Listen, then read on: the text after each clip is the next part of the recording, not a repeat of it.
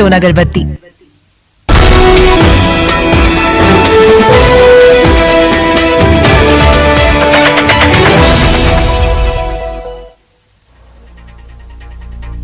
नमस्कार, prime debate में स्वागत है आप सभी का। मैं रविंद्र सिंह आपके साथ और आज का मुद्दा है चुनावी साल, कर्ज माफी पर सवाल। जी हां, चुनावी साल में किसान खेती बड़ा मुद्दा बन सकते हैं क्या? क्योंकि बीजेपी ने किसान कर्ज माफी पर सवाल उठा दिया है।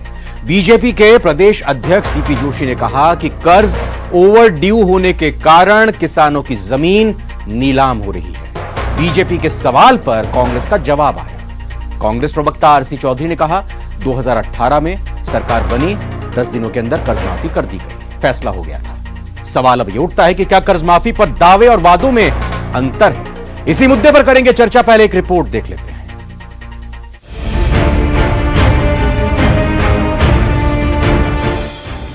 चुनावी साल, कर्ज माफी पर बीजेपी के सवाल।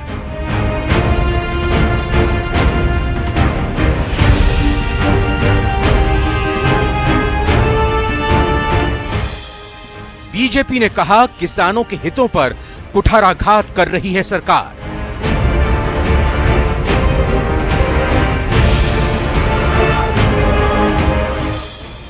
सीपी जोशी बोले कर्ज ओवरड्यू होने से किसानों की जमीन नीलाम हो रही है। किसान ने देखा कि सरकार ने हमारा कर्जा माफ कर दिया, वो अपना कर्ज बैंकों में जमा नहीं करा पाए और उसके कारण ओवरड्यू हो गया। 18,000 से ज्यादा किसानों की जमीन नीलाम हो रही है। बीजेपी का तंज, किसानों की जमीन नीलाम होना कांग्रेस के झूठे दावों को करता है उजागर।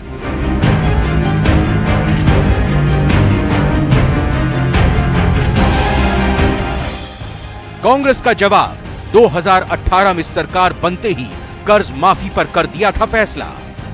2018 के अंदर जब कांग्रेस की सरकार बनी, 48 घंटे के अंदर माननीय मुख्यमंत्री ने फैसला लेके किसानों का कर्ज माफ किया।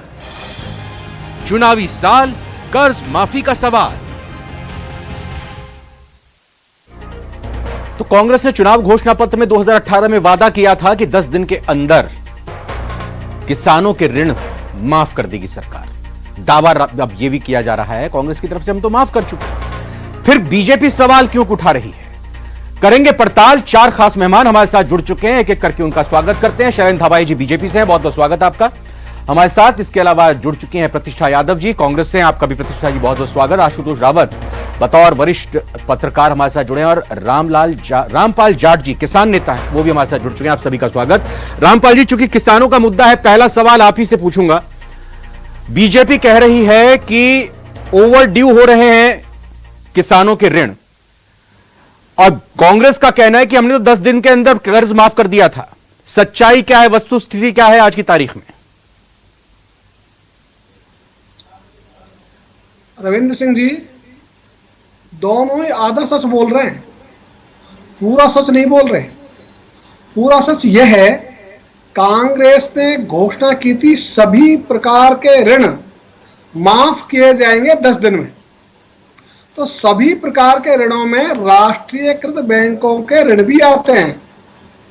और जहां तक बीजेपी का सवाल है, उन्होंने 2009 के लोकसभा चुनाव के घोषणा पत्र में किसानों के सभी प्रकार के ऋण माफ किए जाएंगे ये लिखा है।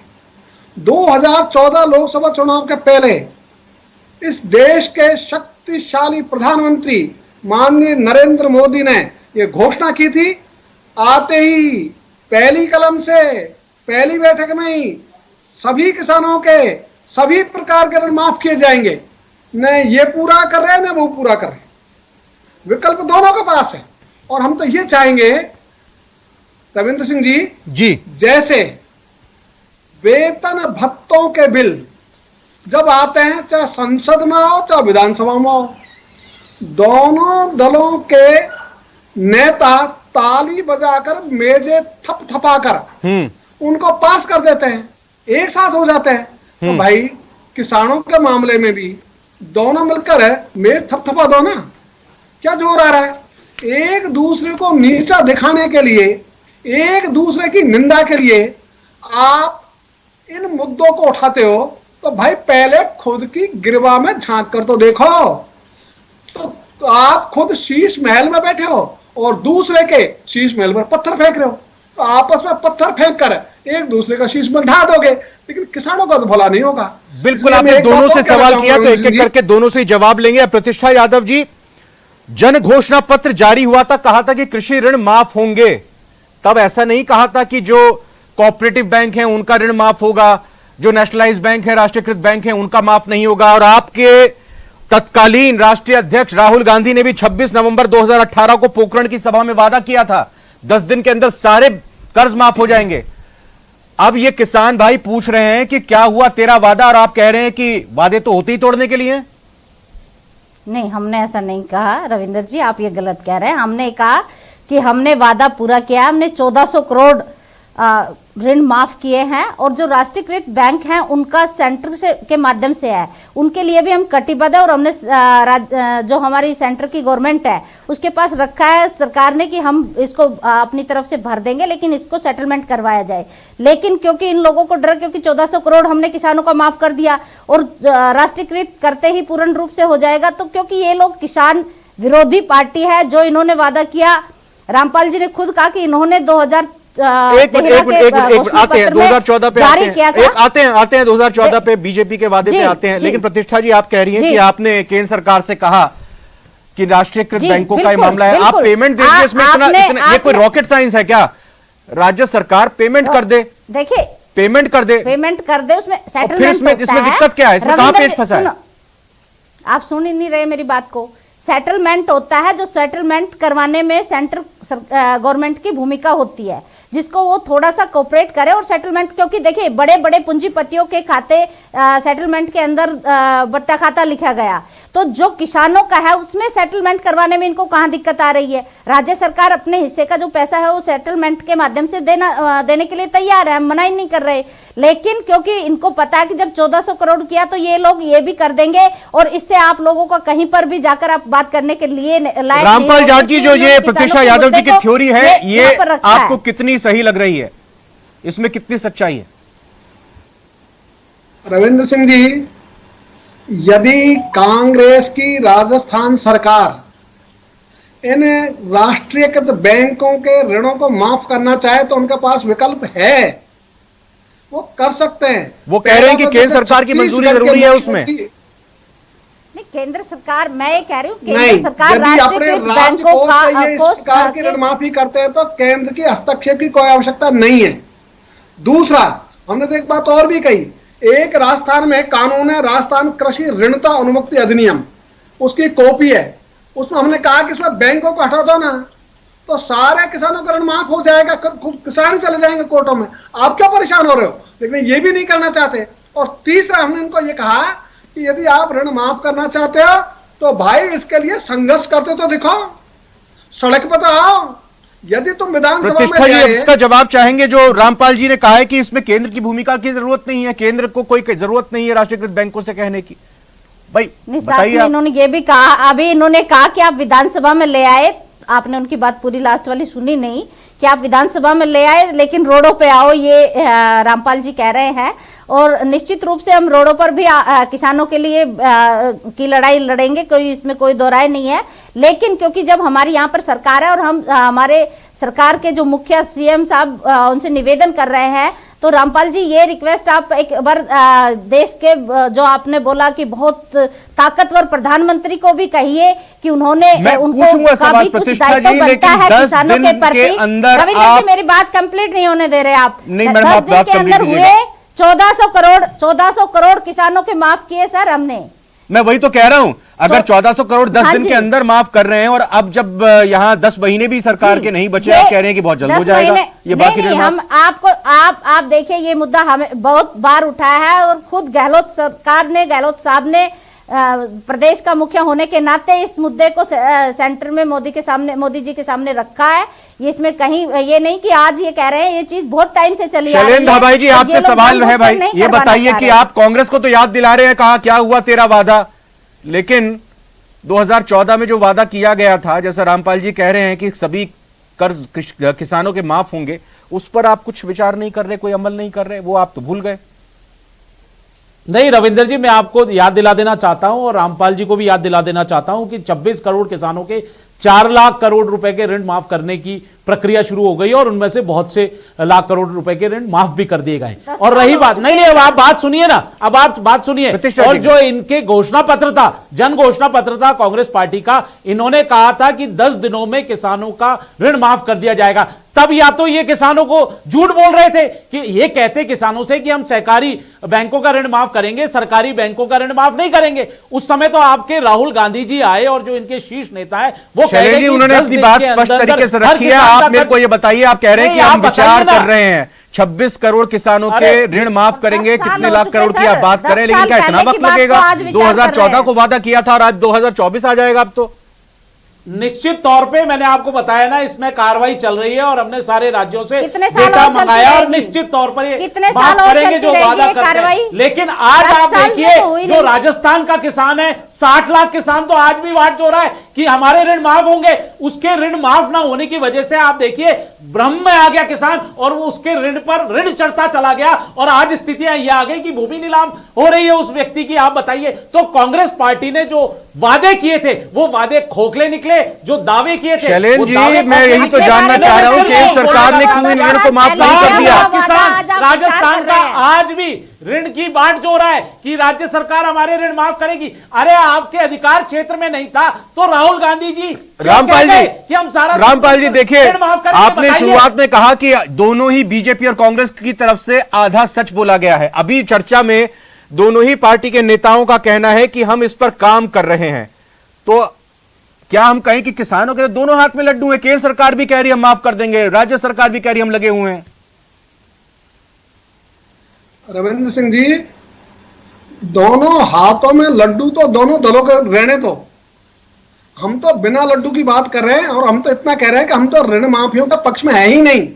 हमने तो हमेशा बात की ऋण मुक्ति की, और ऋण मुक्ति होती है फसलों के दाम मिलने से, एमएसपी से। इसलिए ऋण मुक्ति का फार्मूला न राज्य लागू कर रहा है न केंद्र लागू कर रहा है। इसलिए मैंने कहा दोनों दल ही आधा सच बोलते हैं। जो उनका पक्ष की बात है उसको तो वो जोर शोर से बोलेंगे, लेकिन जब किसानों की बात आएगी उसको नहीं बोलेंगे। इसलिए मैंने तो ये भी कहा कि जैसे संसद और विधानसभाओं में दोनों दल मिलकर वेतन भत्तों के बिलों को मेजे थपथपाकर बिल्कुल बिल्कुल पास कर देते हैं विधेयकों को।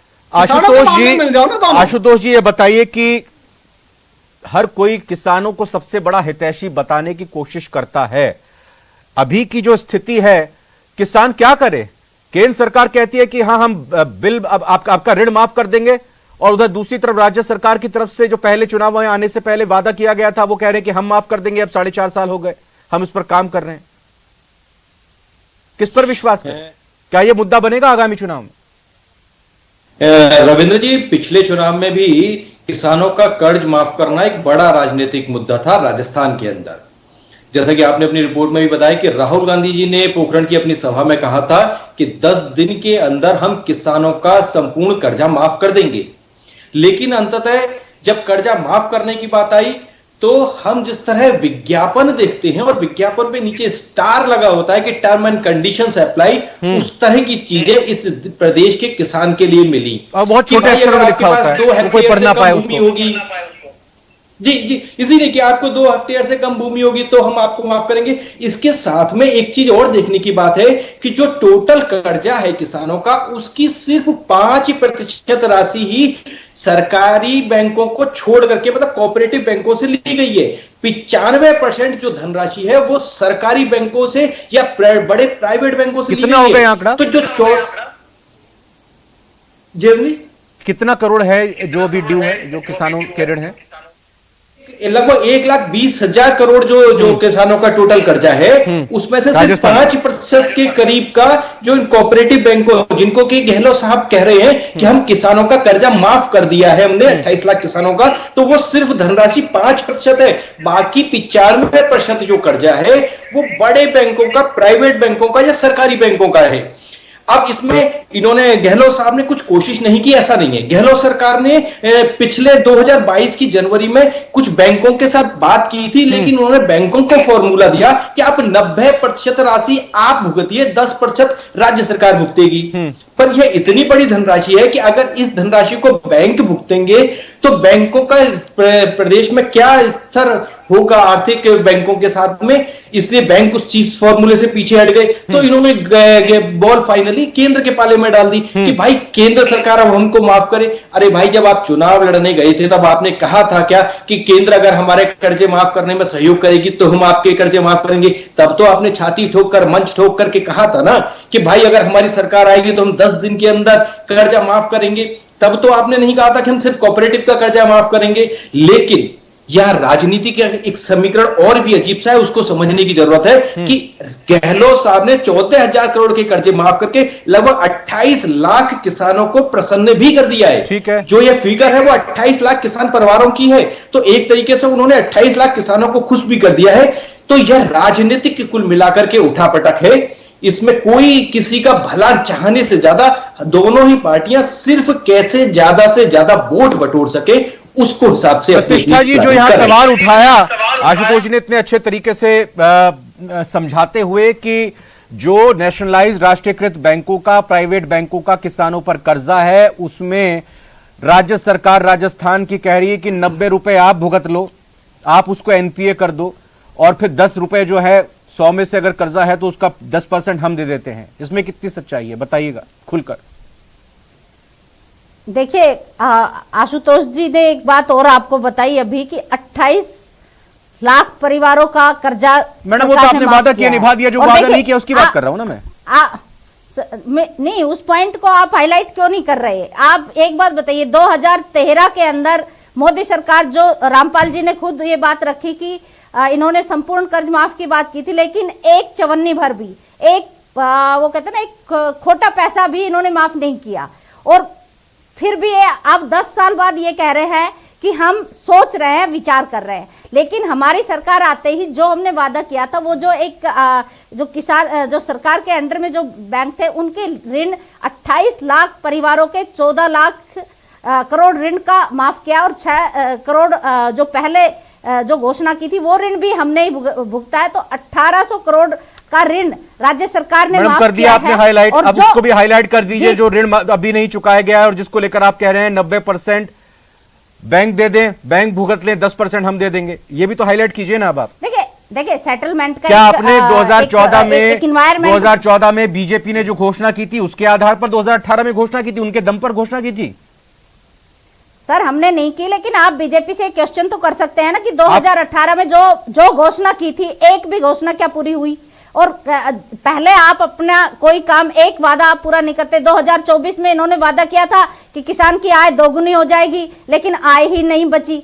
तो ये चीजें जो सेंटर में जो हमारी गवर्नमेंट बैठी है, सेंटर गवर्नमेंट, शैलेंद्र हवाई जी, इससे पहले प्रतिष्ठा जी ने एक सवाल भी उठाया था कि भाई बीजेपी उद्योगपतियों के तो माफ कर देती है ऋण, लेकिन यहां पर बैंक ने जो ऋण दिए हुए हैं किसानों को, उनको माफ नहीं कर रही है। और दूसरी बात, क्या किसानों की आय दोगुनी हो गई, ये भी सवाल है।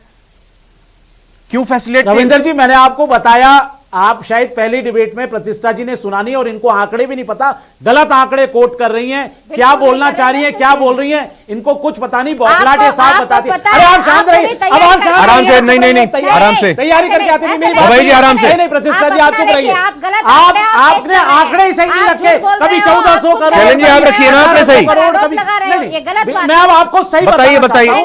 देखिए वो किसान भाई देख रहे हैं किसके आंकड़े सही है। शैलेंद्र जी आप बात रखिए अपनी। 26 करोड़ किसानों का 4 लाख करोड़ का ऋण माफ करने का प्रोसेस चल रहा है, यह भी मैंने बताया। दूसरी बात, रामपाल जी जो बता रहे थे, अरे ये प्रोसेस कब खत्म होगा? रामपाल जी बता रहे थे वो अर्ध सत्य था। अब देखिए, सुनेंगे नहीं, अर्ध सत्य था। उनको मैं बता दूं, रामपाल जी को, ये एमएसपी के अंतर्गत 22 से अधिक फसलें आ चुकी है। 2009 से 14 और 14 के बाद 22 से अधिक फसलों को एमएसपी में लिया गया है। और आपको खरीदी में बता दूं, धान की खरीद दुगनी हुई है, तिलहन की खरीद 11 गुना हुई है, दलहन की खरीद 88 गुना हुई है, गेहूं की खरीद हुई है। आप देखिए 2014 में चावल का जो दाम था एमएसपी 1360 था, हमने 21 में केंद्र सरकार राष्ट्रीयकृत बैंकों को क्यों नहीं कह रही कि किसानों का कर्जा 90% आप झेल लीजिए? इसका जवाब दे मेरे को। अरे आप रविंदर जी ये बताइए, आप जानकारी रखते नहीं है,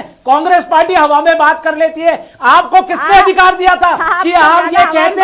आप अरे अब सुनो ना, आप कहते हम सरकारी बैंकों का ऋण माफ करेंगे, आपके पास आपके राहुल गांधी जी पर ऑनेस्टी नहीं, जैसे प्रवक्ता रामपाल जाट जी से सवाल करता हूं। रामपाल जाट जी मुझे ये बताइए, देखिए दो चीजें, एक मिनट आप दोनों शांत रहिए प्लीज। रामपाल जाट जी मुझे ये बताएं कि जो दोनों दलों के वादे हुए हैं उसके बाद किसानों की दुर्दशा या किसानों की अच्छी दशा कैसे देखने को मिल रही है? कर्जा जो ओवरड्यू की बात कही जा रही है उसकी क्या स्थिति है? जमीन कुरखोरी है, किसानों की आत्महत्या हो रही है, इसमें कितनी सच्चाई है? कैसी हालत है राजस्थान में खासतौर पर किसानों की? रविंद्र सिंह जी, आज का जो विषय है और इसको आपने डिबेट के लिए सेलेक्ट किया, ये किसान और देश के हित की बात है। इसके लिए तो आपको और आपके चैनल को धन्यवाद सर, बहुत बहुत धन्यवाद। मैं चाहूंगा प्लीज जवाब दे, मेरे पास वक्त कम है। अभी देश में प्रतिदिन 30 किसान आत्महत्या कर रहे हैं।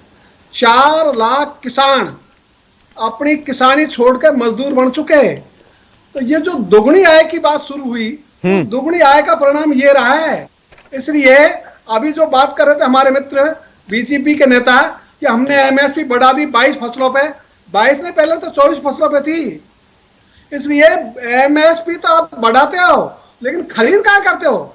राजस्थान सबसे फिसड्डी है, सबसे बड़ा सरसों उत्पादक राजस्थान और सरसों 1.5 गुना खरीद में जो लागत आती है किसान का, उससे 1.5 गुना अधिक हम एमएसपी में खरीद कर रहे हैं। मैंने आपको आंकड़े दिए हैं, आपको आंकड़े दिए हैं, आप गलत बात नहीं कोट कर रहे हैं। भारत सरकार ने, भारत सरकार बिल्कुल बता रहा हूं ना, मैंने आपको बताया हमने धान की खरीद दुगनी खरीदेंगे, दुगनी करा, दलहन की 88%, तिलहन की 11 गुना, चावल का भाव बताया था 2014 में 1360 था, हमने 1940 खरीदा। बताइए आज 1.5 गुना हमने लागत से ज्यादा किसानों। आखिरी सवाल आशुतोष जी मैं आपसे पूछ रहा हूं, किसानों के लिए कांग्रेस के जन घोषणा पत्र में 3 और वादे भी किए गए थे कि बुजुर्ग किसानों के लिए पेंशन का प्रावधान होगा, कृषि उपकरण जीएसटी से मुक्त होंगे और गोचर भूमि बोर्ड बनेगा। इनकी क्या स्थिति है?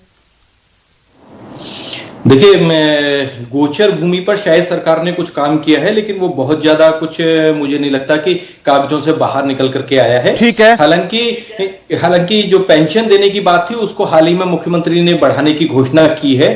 तो चुनावी वर्ष है, मुख्यमंत्री अपने घोषणा पत्र की चीजों को ढूंढ करके पूरा करने की कोशिश कर रहे हैं, लेकिन ये आने वाला वक्त ही बताएगा कि उनकी कितनी घोषणाएं उनके वाकई जो घोषणा पत्र में उन्होंने की थी उनमें से वो कितनी को पूरा कागजों में पूरा कर पाते हैं और कितनी। बस जल्दी से एक सवाल प्रतिष्ठा जी बता दीजिए कि अगर केंद्र सरकार से सहयोग नहीं मिलता तो फिर क्या कांग्रेस की सरकार अपने दम पर, अपने बल पर क्या सारा ऋण माफ कर देगी या फिर अगले चुनाव में यह वादा रखा जाएगा? नहीं, ऐसा नहीं है रविंदर जी। कांग्रेस की सरकार किसान के प्रति पूर्ण रूप से समर्पित है और इसके हमने जो वादा किए थे वो हमारे वादे 95% जो हमारे घोषणा पत्र के वादे वो पूरे किए हैं। हमने किसान के लिए अलग से बजट हम लेके आए हैं, बिजली जल्दी बताइए। नहीं, अगर केंद्र से मदद नहीं मिलती है तो क्या आप अपने से कर देंगे सारा कर्ज?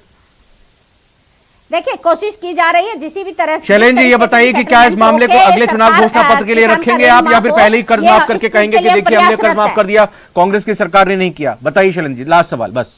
देखिए, मैंने आपको बताया वादा कांग्रेस पार्टी की सरकार ने किया है, बिना तैयारी के, बिना जानकारी के। राहुल गांधी जी कैसे वादा कर गए जो उनके क्षेत्र अधिकार में नहीं था, अब आज फंस गए। ऐसे ही कांग्रेस पार्टी ने झूठा प्रचार करके किसानों का कर्जा। मैं बहुत बहुत धन्यवाद करना चाहूंगा। वक्त आज मेरे पास इतना ही है। शैलेंद्र हवाई जी, प्रतिष्ठा यादव जी, आशुतोष रावत जी, रामपाल जाट जी, और आज का प्राइम डिबेट का सवाल था किसानों की कर्ज माफी को बीजेपी चुनावी मुद्दा बनाने की कोशिश में है क्या? ये प्राइम डिबेट का सवाल था। हां और ना में लगातार जवाब आए। 87% लोगों का इसमें हां में जवाब आया है, ना में 13% है। और उम्मीद यही करनी चाहिए, चुनावों के मद्देनजर नहीं बल्कि वस्तुस्थिति किसानों की देखते हुए ही फैसले और वादे किए जाने चाहिए। प्राइम डिबेट में आज